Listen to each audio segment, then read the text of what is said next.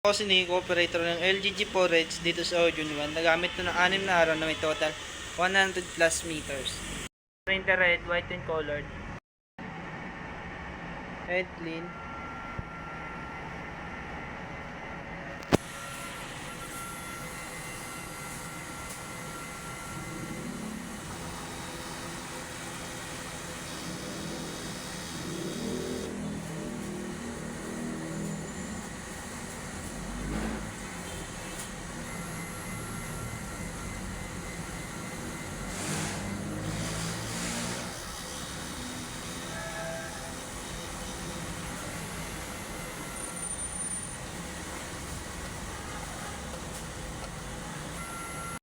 Punasan ng water after head clean.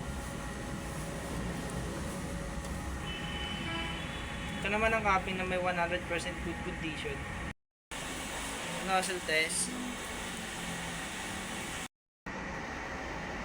Nozzle test.